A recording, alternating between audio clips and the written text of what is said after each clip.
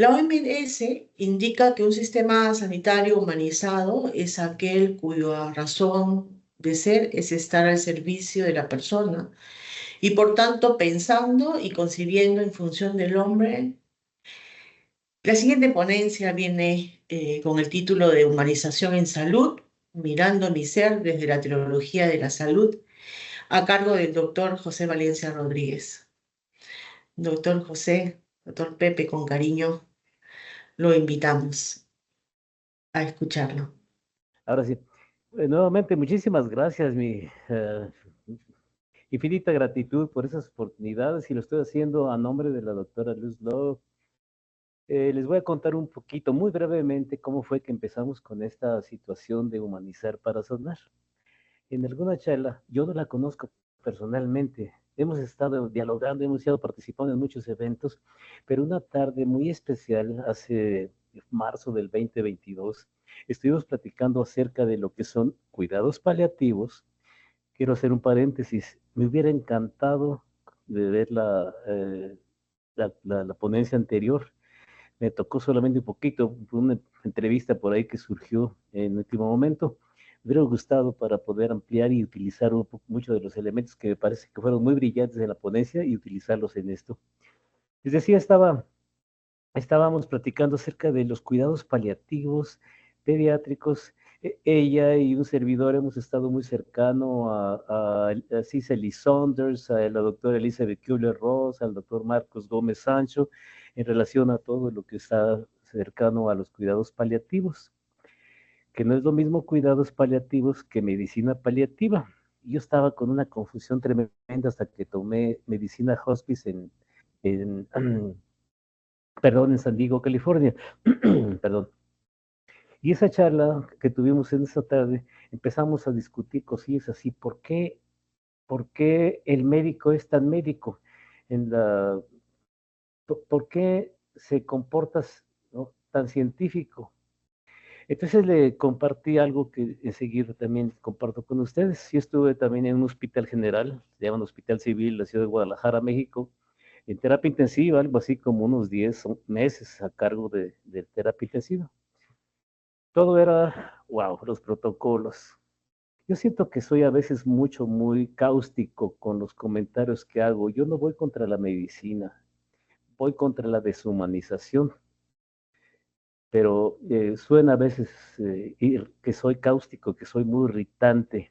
Esto no, soy gerontoactivista y todo lo que he visto en las personas mayores y con su sufrimiento y el sufrimiento de sus familias me han traído a tener un herramental, digamos así, una cantidad de recursos lo más amplio posible para poder brindar satisfacción a ambas partes, que es parte de la trilogía. Y esa tarde pues comentamos que las experiencias que yo tuve en terapia intensiva, una de ellas fue que tan pronto ingresé, teníamos 10 camas nada más. Tan pronto ingresé, me empecé a familiarizar con los equipos, con los respiradores, con los monitores de aquella época, hace mucho tiempo, y los pips y los blips, y me sentía muy médico. Me capacité, las enfermeras me enseñaron a canalizar lo mejor posible, evitar el dolor hasta donde fuera posible también, y a canalizar a los pacientes difíciles, de canalizar todos los que estaban gorditos, etcétera, pero también a intubar. Y todo lo que algunas personas se encontraban con dificultades, algunos profesionales dificultades, superé hasta que llegué a ser el mejor. Escuchen ustedes, perciban mi ego. Sí, no caminaba, flotaba, porque yo era el mejor. Es parte del aprendizaje, lo reconozco y lo expreso también. Si llegué a lastimar a alguien, y toda una disculpa profunda para todos ellos, hace mucho que sucedió, pero sabía todo eso y me llamaban para cualquier emergencia. Pero un día estaba analizando clínicamente, médicamente, en los expedientes y tenía la oportunidad de ver a cada una de las camas, los problemas que tenía el paciente. Y veía tal o cual situación, tal o cual, hasta que se me ocurrió, ¿y si efectivamente están muertos o vivos? De verdad, ¿cómo lo comprobamos?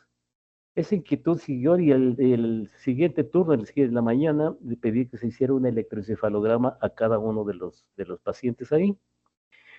Resultamos que 2 tenían muerte cerebral. Mi verdadero conflicto fue, ¿qué hago ahora? Hablé con el director del hospital y me dijo, la decisión que tú tomes es la apropiada, pero desconectarlo era eutanasia. De acuerdo a lo que yo tenía en ese momento, era cortar los suministros vitales, pero no había vida, había muerte cerebral. Me conmocionó fuertemente hasta que lo hice porque necesitábamos las camas para una persona que tenía expectativa de vida. Fue algo inolvidable. La electricidad corría por todo en mi cuerpo cuando lo hice y sentí que estaba contraviniendo todo aquello de mantener vivo al paciente, no importa qué. Era nuestra filosofía. No sé si la palabra apropiada sea filosofía, pero eso haríamos y eso hacía yo. Por eso canalizaba, por eso intubaba al que ya había muerto, caray. Y eso marcó una diferencia importantísima en mi vida.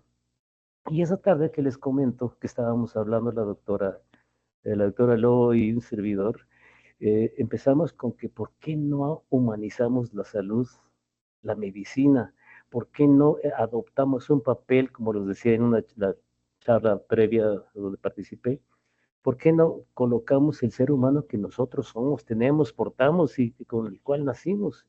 Y la cultura médica, desde luego, los conocimientos, la experiencia para brindarle lo que necesita, pero más que nada esto. Y se vino algo delicioso, extraordinariamente valioso, que llamamos Humanizar para Sanar, un curso. El primer curso en el 2022 tuvimos algo así como 800 asistentes y llegamos a tener cerca de los 800 también en la transmisión a través de Zoom virtual.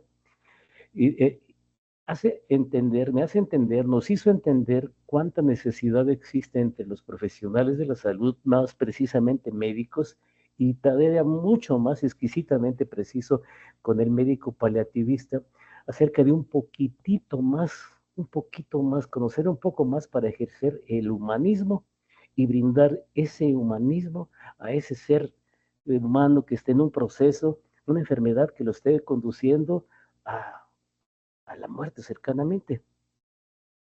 Discutimos muchas cosas en ese curso, y despertaron inquietudes de todo tipo. ¿Por qué seleccionábamos la palabra o la frase medicina paliativa y la reemplazamos por cuidados paliativos?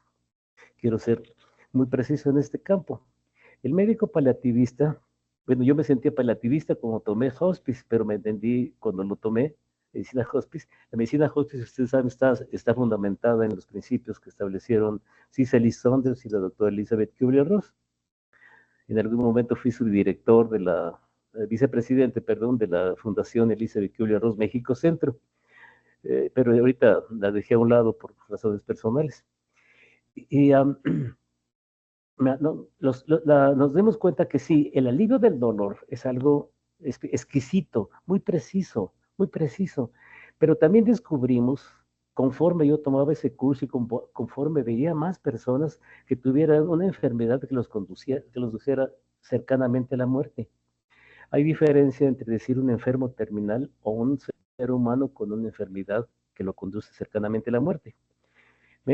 Fue algo que aprendí en ese momento y sí, quiero confesarles que al principio de 46 años fui a Estados Unidos para aprender lo más posible para atender a mis pacientes o a mis residentes de un centro geriátrico que inicié de la mejor manera. Y entendí qué no hacer, cómo no comportarme con ellos.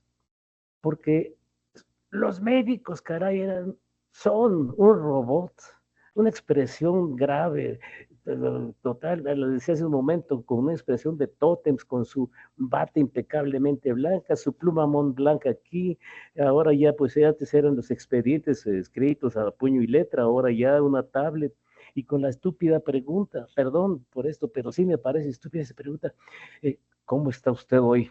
Y serios. Empecé a ver que todas esas cosas estaban ahí, especialmente cuando el médico ejercía un control del dolor físico.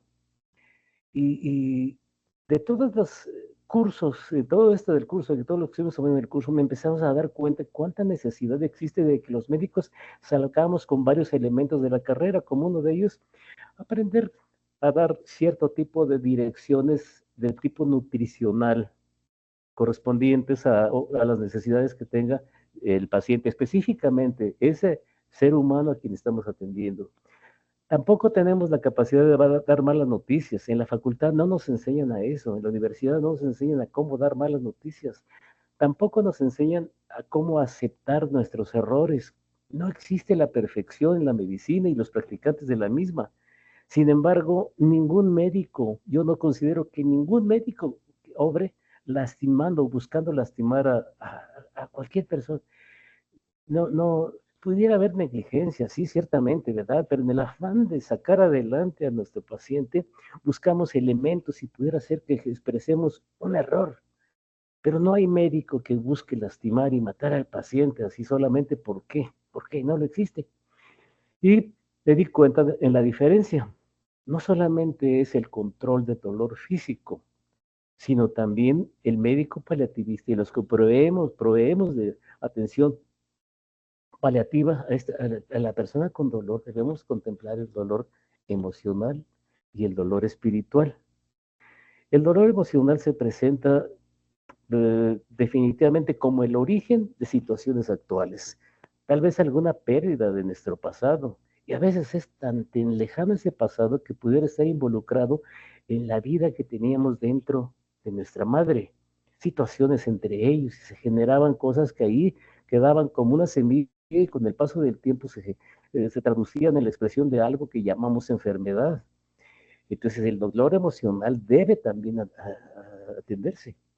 Cuando hablamos de dolor espiritual o cuando menciono el dolor espiritual, no estoy tratando de ser religioso, me confieso muy creyente, pero no sigo una religión precisa. Sí, la religión más precisa que yo sigo va desde este punto a este punto. Wow, sin tanto recoveco, y yo le llamo la religión del amor por mí mismo, por todos los seres humanos, todos los seres vivos y todos los inanimados que me rodean, y especialmente las personas a quienes sirvo, a quienes atiendo. Bueno, soy creyente, como lo dije profundamente. Entonces me doy cuenta de que existe también el dolor espiritual cuando algunas personas empiezan a decir cosas como, ¿por qué Dios me castiga con esta enfermedad? ¿Por qué Dios no controla mi dolor? Entonces encontré que no es la gama de servicios que debemos ofrecer a una persona a través de servicios de tipo paliativista, de servicios paliativos, es mucho más amplia. Como decía, me hubiera encantado escuchar un poco más a la autora porque sentí que va por ese lado, porque también estoy de acuerdo, no nos enseñan a dar ni las malas noticias, ni a comprender lo frágiles que podemos ser nosotros mismos frente a alguien, al paciente aún más frágil y que está viviendo dolor físico, quizá originado por un dolor emocional hermanado con un dolor espiritual. Y si tuviésemos ciertos conocimientos sobre el aspecto tanatológico, pudiéramos ofrecerle cierto alivio al dolor físico, basados en alivio al dolor emocional y el dolor espiritual. Pero es común que siempre culpemos al Dios de nuestras creencias, al maestro, como queramos decirlo, de lo que nos sucede. A mí me parece la expresión más bonita, más profunda, más compasiva, empática que tenemos entre los seres vivos es Dios te bendiga. Me parece fabuloso esto. Bendiciones, doctor, bendiciones, paciente, bendiciones, hermano, bendiciones. Y desde luego la gratitud como oración. Se empezó a mover eso dentro de mí. La experiencia que voy a comentarles es verídica, absolutamente verídica. Aconteció también en la sala de terapia intensiva que yo atendía en ese tiempo y me condujo a reflexionar y se los comparto como tal. Eran aproximadamente las 2 de la mañana. Las 2 de la mañana yo ya había establecido que no podía entrar después de haberme dado cuenta que tenía unos pacientes con muerte cerebral. Establecí que no podía entrar a alguien si no se practicaba, bueno, sí, que no podía entrar a alguien con muerte cerebral. Entonces comporté muy, muy realista, muy supuestamente muy rígido ante esto, y no permitía a alguien si no se le practicaba antes en el trayecto una electroencefalograma. Ese día llegó una persona, un anestesiólogo, llorando, dándole respiración a través del ambú a una señora después de una cesárea, y me dijo: Valencia, por favor, recíbemela. Tiene muerte cerebral, pero por favor, recíbemela. Esto del humanismo lo amplío un poquito más enseguida. Y me dice: recíbela. Tiene muerte cerebral. Le digo: lo siento, no te la puedo recibir. No puedo recibirla, por favor, me dijo llorando. Ustedes desconocen, no se pueden figurar, si, tal vez hasta que haya vivido la experiencia, pero muchos de ustedes pueden no darse cuenta del dolor que existe en uno y del tremendo impacto que representa que un paciente, que alguien que confía en nosotros muere en sala, por lo que sea. En este caso fue un riesgo anestesiológico que lo condujo a la muerte, un exceso, una torpeza, lo que ustedes quieran, condujo a la muerte a la paciente, a la que se practicó cesárea, porque estaba muy gordita y el bebé pesó más arriba de 3 kilos, algo así. Me conmovió y lo recibí.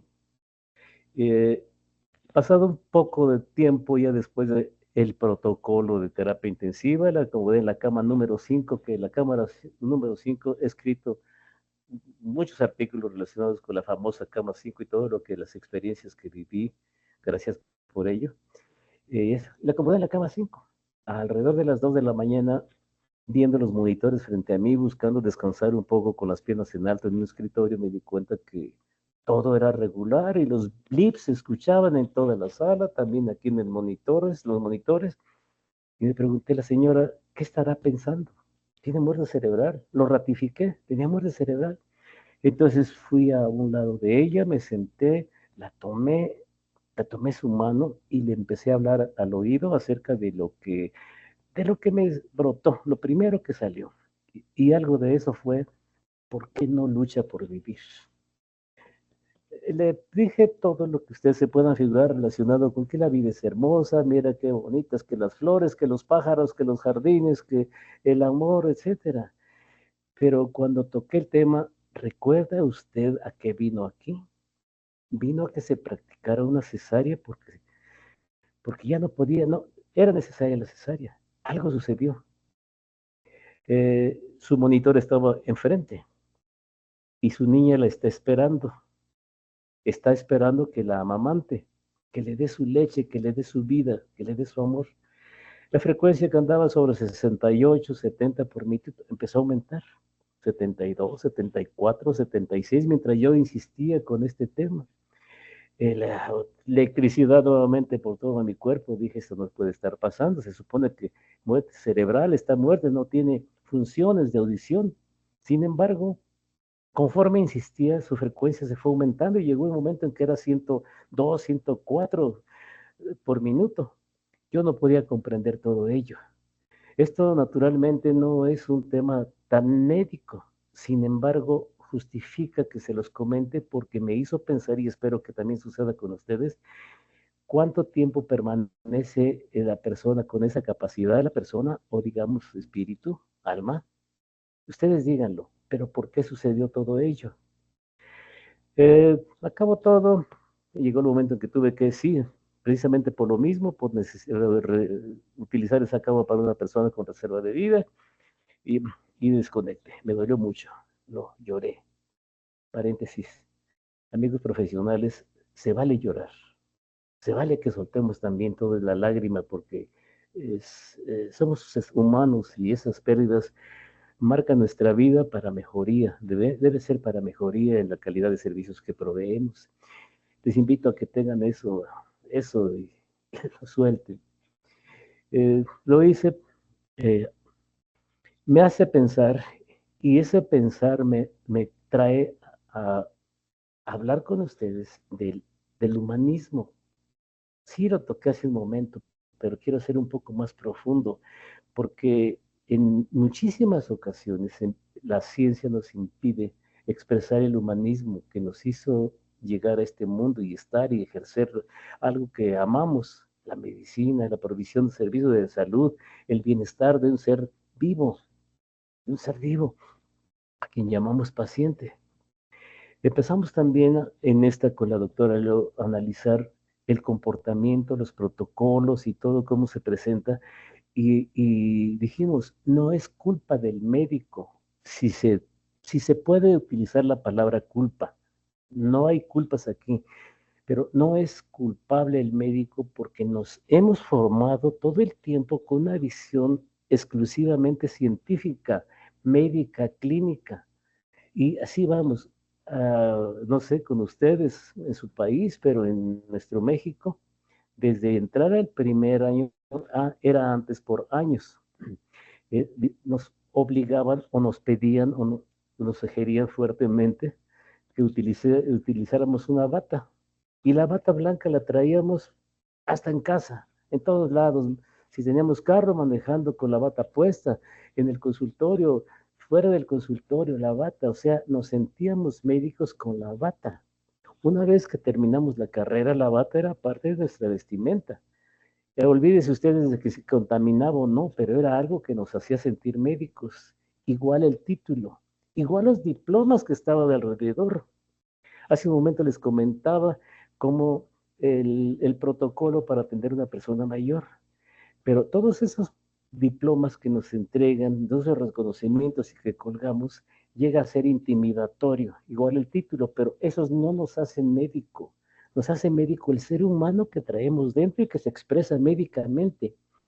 Pero cuando damos un giro y podemos expresar el humanismo previo al conocimiento médico, entonces vamos a marcar una diferencia radical, un giro 180 grados de la percepción de nuestro paciente, cualesquiera que sea su edad, va a cambiar completamente todo ello. Vamos a, a tocar esto. Cambia 180 grados en el paciente, pero también en sus familias. Quiero apuntar que no se debe, no es posible tratar adecuadamente a una persona sin involucrar a su familia para hacer equipo.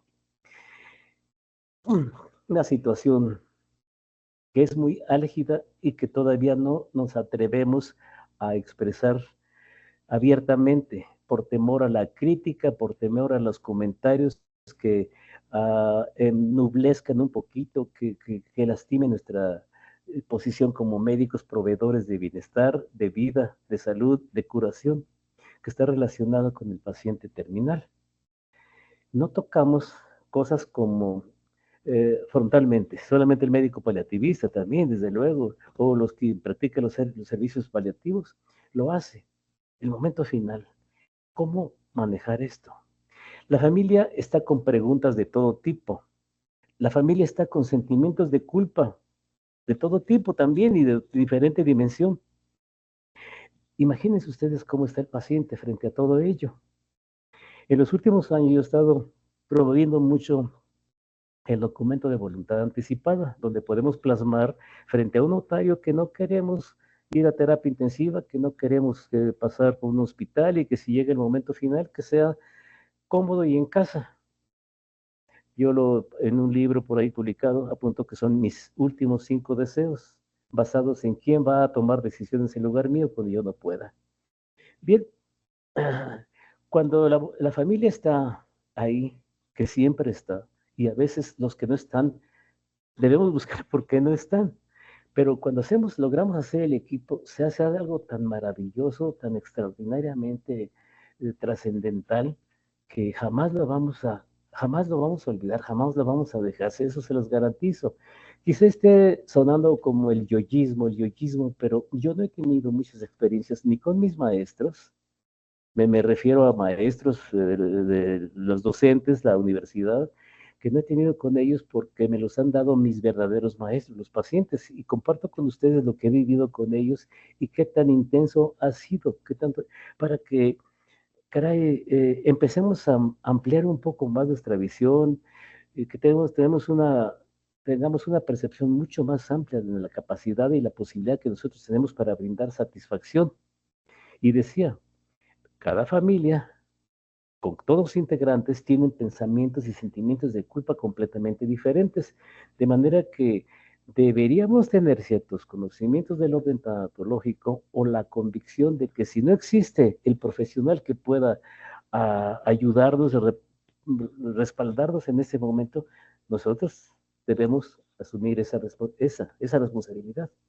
Tratar de unir a la familia para darle permiso a la persona, al ser humano que está con una enfermedad terminal, a partir, quiero decir, a morir.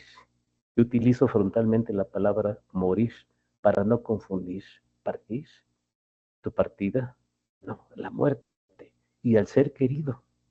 Entonces esto implica desde luego jornadas que llevan mucho más tiempo. Y si no tiene uno la experiencia como médico, paliativista, con él, si no la tiene, vale la pena echarle la llamada al tanatólogo o tanatóloga para fin de que ayude con todo esto.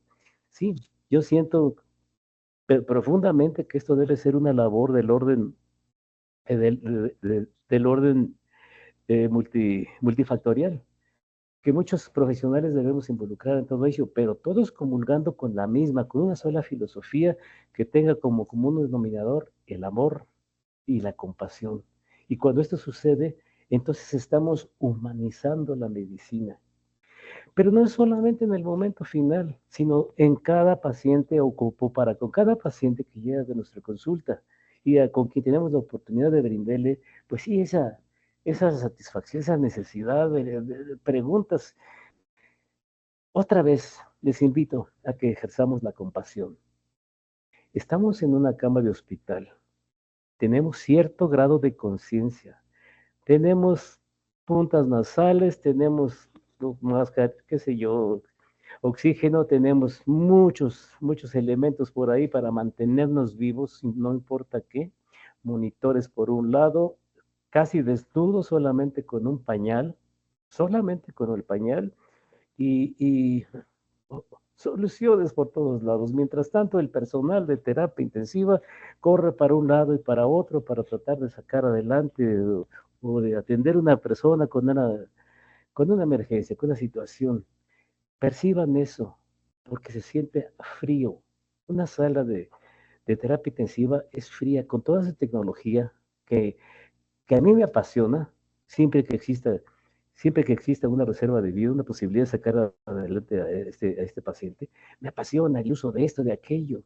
Sin embargo, cuando no lo es, percíbanlo ustedes desde su lugar, desde su cama, una cama de hospital, ahora completamente automatizadas, eléctricas y todo, pero ustedes no la pueden mover porque están inconscientes o subconscientes, un estado de subconsciencia un tanto ah, y están esperando que alguien tome decisiones. Y ustedes tienen un sentido, un sentido inflamado por preguntas que en ocasiones no se pueden responder porque no lo sabemos responder. Desde ese momento no tenemos esa escuela en la facultad, no tenemos ese tipo, esa clase, cómo dar malas noticias, no la tenemos. Y de en adelante sí, de muchas cosas.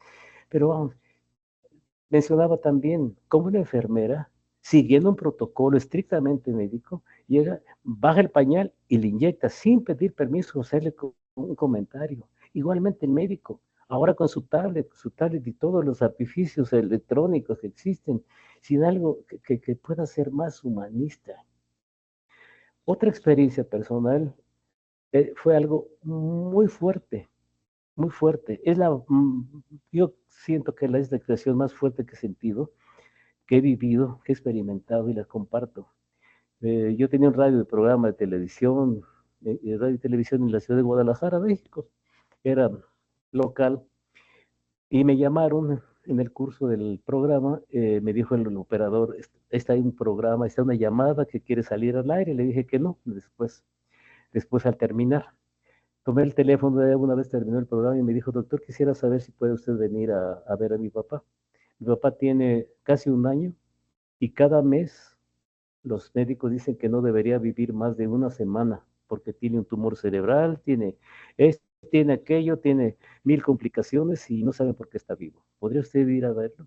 Claro, fui a verlo, hablé, vi al paciente, no se podía comunicar, solamente se podía parpadear 1 o 2 veces para decir sí o no. Y clínicamente dije, cara, yo no sé cómo vive una persona. No sé cómo vive este paciente. Quise hablar con la familia, lo logré. Eh, nos acercamos en el comedor, por ahí empezamos a platicar las diferencias que existían en cada uno y traté de unificar utilizando los conocimientos médicos y los conocimientos como médico hospice, tanatológicos, incluso todo ello, y para tratar de unificar esa familia, hacer una unión formando parte de ese equipo que comentaba, equipo para ayudar y darle permiso a ese ser querido en ese tránsito. Después de un buen rato, cada uno fue, hablamos, les ayudé a hablar para establecer varios elementos. Primero, te perdono, perdóname, te amo, gracias y adiós. Quiero señalar así algo más profundo. Una persona que está en un trance, un ser humano o un paciente que está en un trance, tiene 5 elementos vitales. Y voy a ser atrevido porque el último va a desencadenar algo que pudiera ser un tanto mm, reflexivo. El primero es, yo por ningún motivo voy a dejar que estés solo o sola. Siempre voy a arreglar que tengas compañía, porque uno de los mayores temores que tiene la persona en ese proceso es el morir solo. Segundo, no voy a permitir que tengas dolor ni físico, ni emocional, ni tampoco espiritual. Te utilizaré todos los recursos médicos existentes, farmacológicos, para quitarte dolor, pero también los recursos anímicos, psicológicos, tanatológicos, que sean necesarios para ayudarte al dolor. Tercero, ¿a dónde vas? Es un lugar maravilloso. Es un lugar maravilloso donde te están esperando las personas que se adelantaron y quienes ya murieron y que tal vez las estés viendo en este momento, porque en el proceso de muerte no son alucinaciones, están ahí. Es un tema muy amplio, pero ahí están y de alguna manera no los podemos ver nosotros, pero lo están percibiendo y a veces dicen, estoy viendo a mi madre quien ya murió, estoy viendo a mi abuela fulana que ya murió. Y pues en muchas ocasiones se le recetan medicamentos tan psicóticos para que esto no suceda, las alucinaciones. Es lo más normal esto. Vas a un lugar precioso. El cuarto, nosotros vamos a estar bien. Nosotros vamos a llorar, te vamos a extrañar, pero continúa con tu jornada. Adelante, te damos el permiso de seguir. Y el quinto es el que va a desatar cierta polémica. Y si tú no mueres, yo buscaría la forma de que todo esto se facilitara. No estoy, no estoy hablando de eutanasia. Estoy hablando de todos los soportes emocionales, sí, también médicos a través de una sedación paliativa, ciertamente. Pero yo dije, esto va a desatar cierta polémica, cierta forma de pensar en ¿cómo? Sí, si ya no hay una alternativa, ¿por qué está en terapia intensiva recibiendo fármacos que solamente lo mantienen vivo a pesar de qué? A pesar de su dolor. ¿Estamos prolongando su vida o estamos prolongando su sufrimiento? Entonces, este quinto punto tiene mucha relevancia porque pudiéramos utilizar un medicamento para tenerlo sedado y un analgésico poderoso. Me estoy hablando quizá de morfina. Vayan ustedes a farmacológicamente elegir lo que sea conveniente y que lo tenga en una sedación hasta que biológicamente, clínicamente o su cuerpo decida acabar con la vida, con su vida, terminar con ello. Quiero te poner que uno de los signos más llamativos en este momento es la falta de alimentación, la falta de la incapacidad para tragar. Cuando un ser humano está en este proceso y deja de tragar, ya sea líquidos y de masticar, es porque biológicamente su cuerpo está diciendo, ya no quiero más. Surgen alternativas que son mm, probablemente criticables. La sonda nasogástrica para alimentarlo, para mantenerlo vivo, no importa qué. O una gastrostomía, una cirugía para fin de ponerle un agujero en la barriga. Estoy siendo muy brusco, pero alimentarlo a través de la gastrostomía. La pregunta es ¿para qué? Por eso tiene tanta relevancia el documento de voluntad anticipada. No quiero ser alimentado por una forma no natural. Y eso facilita toda la familia que trabaje en equipo, que acepte la decisión final como tenía la capacidad de hacerlo de ese ser querido que esté en el proceso y mejor llevarlo a casa, donde puede ejercer mis 5 deseos. ¿Qué tipo de medicina quiero recibir y qué tipo de medicina no quiero? ¿Dónde quiero pasar los últimos momentos de mi vida? ¿Cómo quiero pasarlos? ¿Cómodamente? ¿Quiero una cama de hospital o quiero mi reposet, mi silla cómoda, rodeado de mis animalitos, de mis plantas, de mis fotografías, de mis amigos, de mis nietos, de mis hijos? ¿Qué quiero que se les diga? ¿Qué quiero que se les diga a todos ellos? ¿Qué quiero que se les diga a los niños? ¿Me pueden visitar los niños? El niño tiene mucha capacidad para procesar las pérdidas mientras no lo estemos a lo largo de su vida, lo estemos enseñando con muchos temores de muchas situaciones. ¿Cómo quiero llegar al momento final? ¿Qué quiero que se haga también con todo lo que sea relacionado con aspectos del orden material y legal? Cuando se toman esas decisiones, esos 5 deseos, da un alivio a toda la familia, porque no tienen responsabilidad de tomar decisiones en lugar de ellos. Los sentimientos de culpa existentes en la familia conducen a los médicos a obrar clínicamente, médicamente, y no como el paciente lo pudo haber querido. Este documento da pues, la capacidad legal al médico, si lo nombra médico tutor, para sacar del hospital al paciente que está inconsciente, pero que escribió y asentó en ese documento que quiere morir en casa. Esto es muy amplio.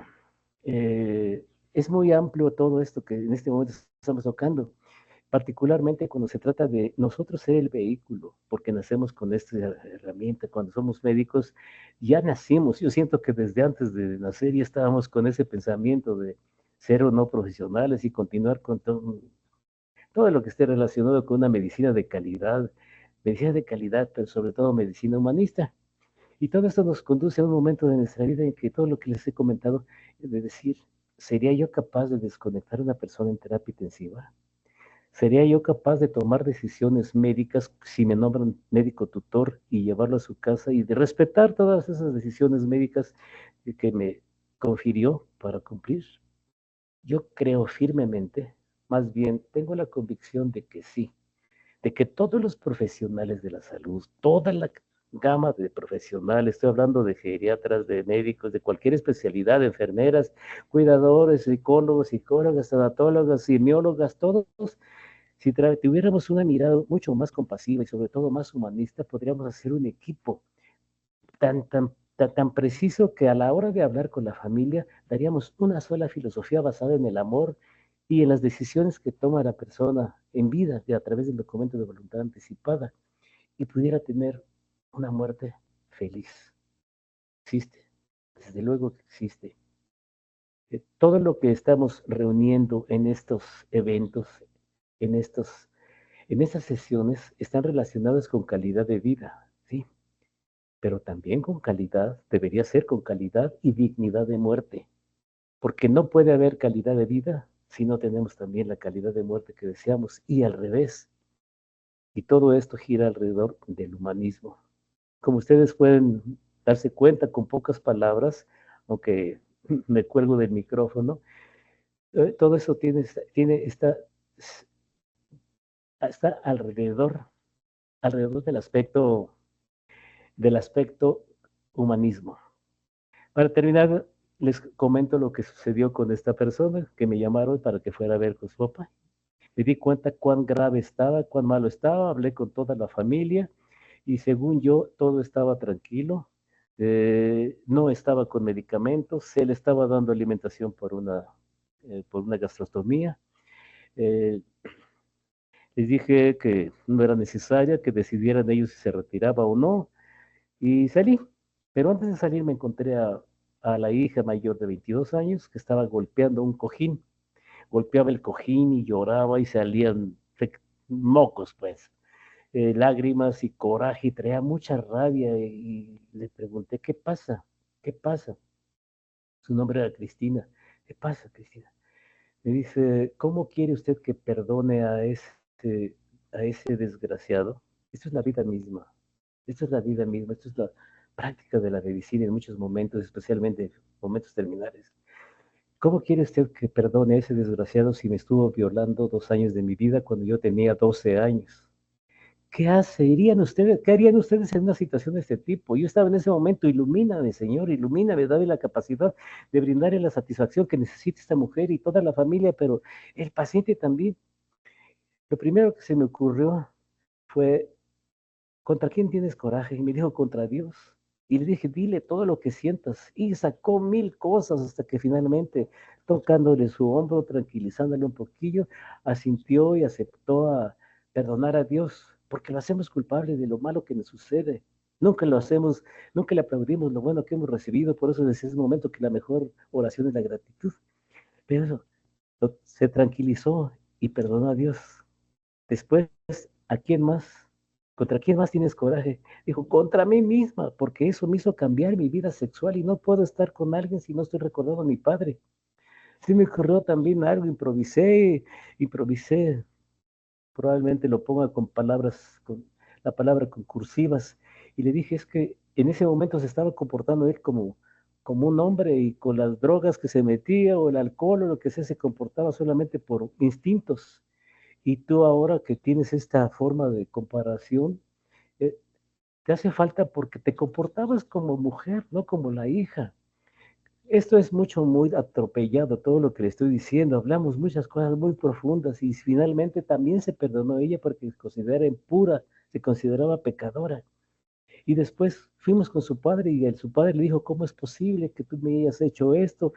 La fui llevando poco a poco hasta que finalmente lo aceptó y con un llanto tranquilizador, un llanto suave, fluido, le dijo, Padre, si tú necesitas que yo te perdone, te perdono, te perdono. Si para morir necesitas mi perdón te lo otorgo.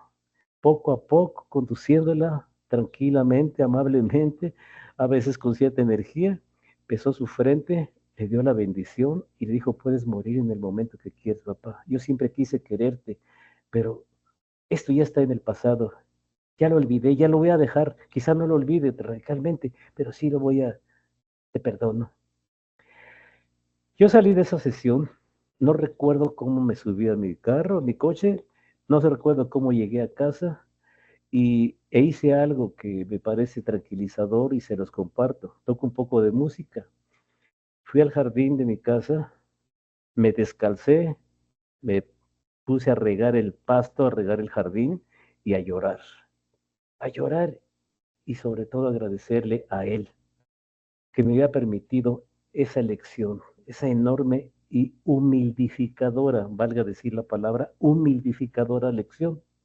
Regué el pasto, fui al piano a tocar un poco más, me tomé tequila, una copa de tequila, seguí con el llanto y seguí agradeciendo todo lo que había sucedido. Caray.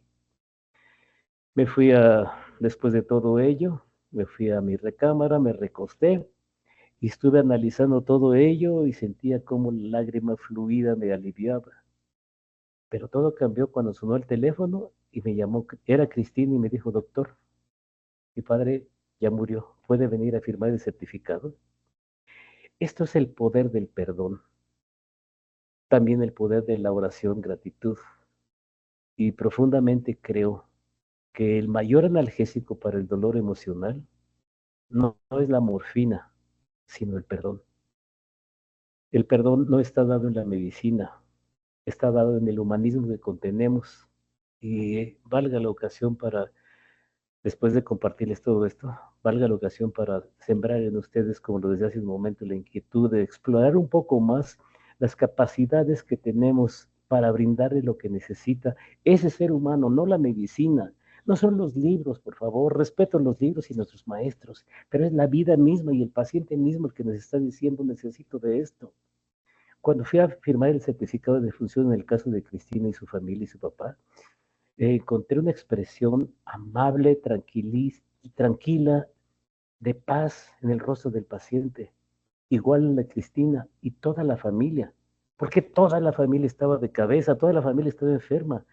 Entonces, ¿Qué hice? ¿Facilité su muerte? No, facilité el perdón. De todo esto, amigas, amigos míos, somos nosotros portadores y es necesario que lo saquemos para ofrecerlo cuando sea necesario. Así que adelante, échense, échense un clavado a sus emociones, a su interior y dense cuenta que ahí está eso y cuando se pueda, lo ejerzan. Ese es humanismo en la medicina y ustedes lo comparan, perdón, lo contienen. Ustedes lo contienen perfectamente y ahí está solamente, wow, échenlo a andar, que funcione en el momento apropiado, porque debemos ejercer la humildad, la honestidad para con nosotros mismos y el humanismo, caray, el humanismo. Y verán ustedes qué fabulosa respuesta tenemos en nuestros pacientes, vivan o mueran, porque la muerte no tiene nada de malo, es una etapa de la vida y debería ser con toda la amabilidad, el amor, la compasión, el tránsito y la satisfacción finalmente de toda la familia, es decir, dimos todo lo que necesitaba, que dista mucho de ser, hicimos todo lo que médicamente era posible. Mejor digamos, hemos hecho todo lo humanamente posible y verán qué muerte tan feliz tienen todos sus seres queridos. Creo que me estoy colgando un poquito con el tiempo. Si tienen algunas preguntas, estoy feliz en responder, ya sea aquí o hace un se los compartía.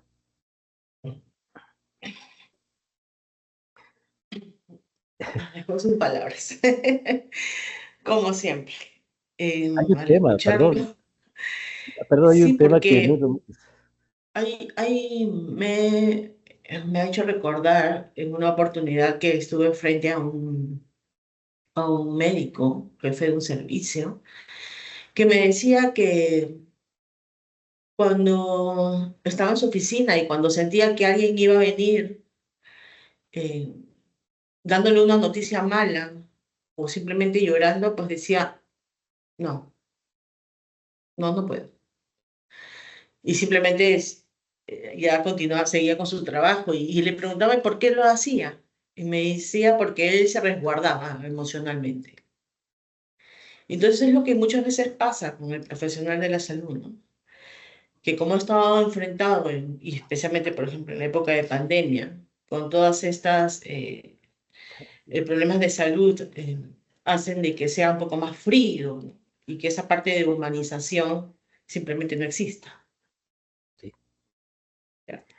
sí. Si me permites, así un Sí, minutito. sí, Hay algo claro. que deben ustedes saber que cada año desde 1999, buscando ofrecerles metas a las personas mayores, porque es parte, la ausencia de metas es parte de su invisibilidad.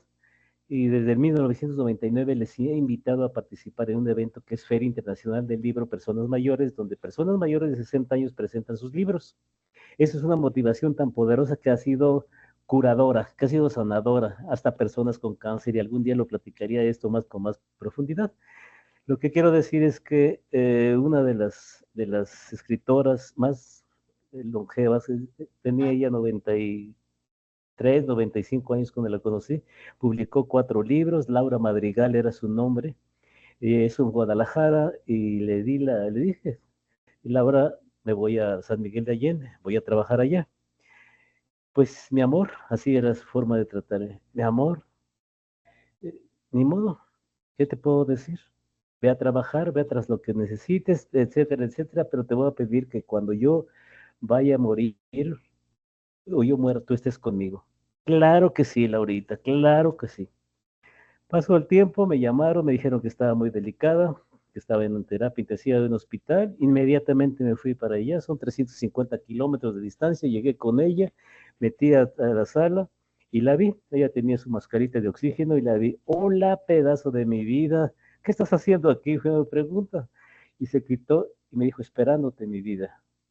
Wow, esa conexión, ese vínculo tan hermoso, tan amoroso, tan compasivo, me mueve, esperándote mi vida. Ok, entonces firmo el acta voluntaria y te espero en tu casa y llega a poner todo lo que necesites para acompañarte. Volé a su casa, acomodé todo lo que creía que necesitábamos y un rato después llegó ella y nos sentamos a platicar. Le dije, cuéntame todo. Hablamos de diferentes temas. Todos los días iba a verla, eran 2 horas de estar con ella hasta el último día, el último de su vida, en la madrugada, 2 de la mañana. Me dijeron, puede venir porque Laura está pidiendo que venga. Siente, siente, percibe que ya va a llegar la muerte. Quiero enfatizar en eso. Y ok, llegué con ella. Hola, pedazo de mi vida. Y ella aquí, ¿qué hacemos? A ver, chiquitina. Esa es mi forma de conducirme con ella. Ay, pues, quería que estuvieras conmigo. Bien, está bien. Ella estaba en una cama matrimonial. ¿Qué quieres?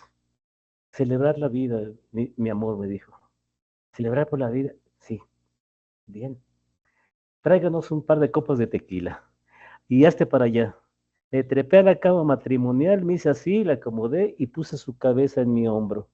Y ya tomamos por la vida, como se los comentaba en un momento, por la vida, pero no, porque somos seres humanos, no somos seres clínicos, casos clínicos, y empezamos a hablar, sus lágrimas y mis lágrimas se conjugaban en el brindis, una copita de tequila, un traguito de tequila, y empezamos a hablar, porque le publiqué 4 libros a ella, y se sentía agradecida, pero yo era el que había ganado, y gané mucho más con eso, y me brindamos por los libros, por los títulos, Mis Tres Reyes Vagabundos, todos los libros que publicó, y seguimos recordando los momentos felices y echaba su carcajadita con el dolor que existía todavía por ahí. Y hablamos de todo hasta que finalmente dejé de sentir que respiraba y su cabeza en mi hombro. Y, wow, la electricidad nuevamente.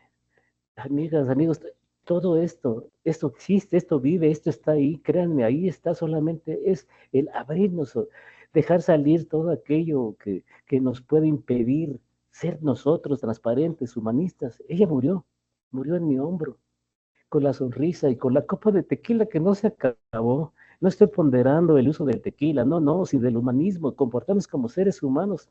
Ah, le quité su copa, dejé la mía también a un lado, le besé la frente y le dije, buena jornada, mi vida, buena jornada, continúa con tu jornada, es maravilloso haber vivido contigo. Fue espectacular la experiencia que yo tuve contigo, mi querida Laura.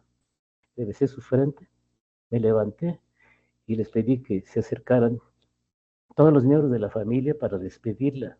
Cada uno fue, le besó la frente y le dijo, ninguno le dijo, no te vayas, mamacita, te voy a extrañar. No, no, no, eso dificulta el tránsito, y me salí con una sensación infinita, infinita de tranquilidad, de paz, sentía su olor, sentía el olor de su pelo, traía yo todavía usaba bigote, en el bigote el olor de su sudor, porque pasó con un problema de tipo renal, pero hasta el último momento amorosa, transmitiendo lo que nos caracteriza, el humanismo, que es una invitación, pongan ustedes el terreno fértil, por favor. No es Pepe Valencia, el yoyismo, no, no, no. Estoy transmitiendo lo que he recibido y pidiéndoles que pongan un terreno fértil y pónganlo, riéguenlo con amor, con humanismo, con honestidad, con compasión para que dé un árbol, haga de ustedes algo muy fuerte y que sus pacientes les permita abrazarlos y sentir la infinita paz que su conocimiento, su cultura, su ciencia y su humanismo les puedan dar. Y verán qué exitosa es el momento de su muerte al haber complacido a todos estos, llenado a todas estas situaciones que necesitamos. Creo que me colgué y creo que me apasiona y toco mucho de las cosas, pero esta es la vida y ustedes tienen la oportunidad perfectamente de revivirla, si lo recuerdan, pero vivirla en el futuro cuando tengan la oportunidad de tener esta maravillosa experiencia que es acompañar a alguien en el momento de su muerte, porque la, el ser humano elige con quién morir. Lo tengo muy claro conmigo. Elige con quién morir. Así que adelante, adelante, exploten en humanismo, explórense y exploten en humanismo. Todo va a cambiar para las dos partes, para todos, médico, familia y paciente. Nuevamente, Dios los bendiga. Muchísimas gracias por su atención. Estoy Doctor para preguntas. Valencia, no quiero que se vaya sin antes escuchar lo que nos han escrito. Dice, buenas tardes, doctor Valencia, un lujo escucharlo. Buenas tardes, doctor. Muchas gracias por su ponencia, ya que es primordial en nuestra atención. Somos uno y lo que hacemos por el otro lo hacemos por nosotros mismos. Claro, Luego de escucharlo, pienso que la práctica asistencial necesita un lado espiritual, Dios, porque no solo es curar con medicina, también es curar con palabras, las palabras adecuadas, correctas, que solo ese lado espiritual puede inspirar. Doctor Valencia, gracias por inyectarnos una medicina humanizadora. muchas gracias a ustedes. Realmente es un lujo tenerlo y bendecida por todos lados, de verdad, tenerlos a ustedes. Y bendiciones también, porque es un trabajo arduo el cual ustedes están realizando, motivando en todos los escenarios y calando en cada uno de nuestros corazones. Muchas, muchas bendiciones, doctor, y nos estaremos comunicando y viendo a futuro.